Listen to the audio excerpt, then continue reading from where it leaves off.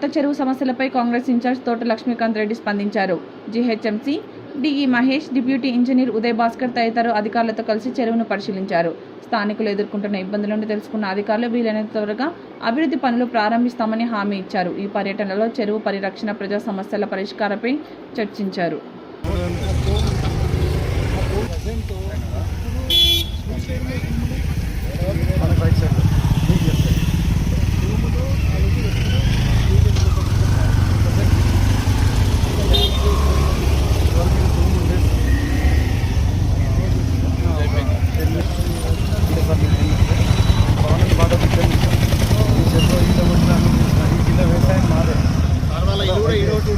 భూమి నుంచి నీళ్ళు తీసుకొని మేము వ్యవసాయం చేసేవాళ్ళం 84 వరకు కూడా.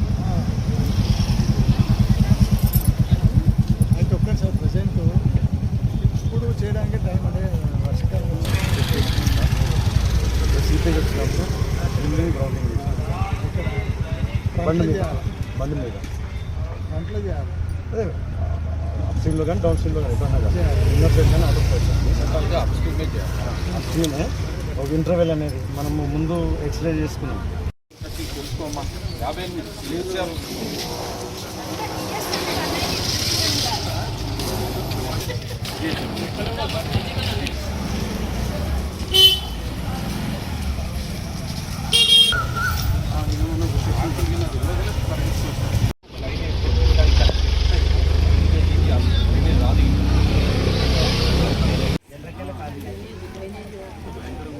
అయితే అసలు దిగనీకి కూడా రాలేదు. ఎందుకు వేసుకున్నావమ్మా ఇది? ఇక అది వాటర్ ఫ్లో ఎక్కువ అయ్యాక మాకు భయం వేసింది. ఎక్కడి నుంచి వస్తుంది నీళ్ళు? ఇగో ఈ కింద నుంచి ఇట్లా వస్తుంది.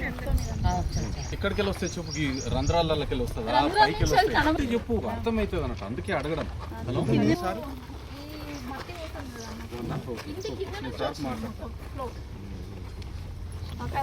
ఏమైనా అయితే భయం వేసింది వీళ్ళకు. మాకు ఈ మొత్తం ఇదంతా వాటర్ లాస్ట్ ఇయర్ నుంచి అంతకుముందు లేదు వాళ్ళకి. వర్షాకాలం వచ్చింది, వర్షాకాలం వచ్చినప్పుడు అట్లంతా వాటర్ వచ్చింది. ఇంకా ఇటు మాకు రాలేదు.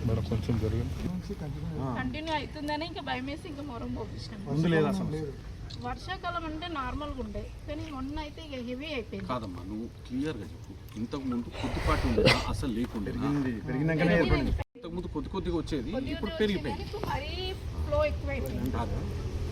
ఒక 2 inches 2 అంగుళాల సీపేజ్ ఎట్లా ఉంటుందో అట్లా పుడుగా వరి పొలంలో ఉన్నట్టే, వరి పొలంలో ఉన్నట్టే కంటిన్యూ. అంటే ఏ నుంచి ఏడు వరకు ఉంటుంది ఇట్లా 70 meters ఇక్కడ నుంచి. సార్ ఈ పోల్ ఉంది కదా, ఈ లైట్ పోల్ ఉంది కదా సార్, ఈ లైట్ పోల్ నుంచి 3 స్పాన్లు sir severe. 1 span, 2 span, 3 span, 3 పోల్లు. నాకు కూడా పెట్టినాం. ఉన్నాయి జ్యోతి దగ్గర ఉన్నాయి. వాటర్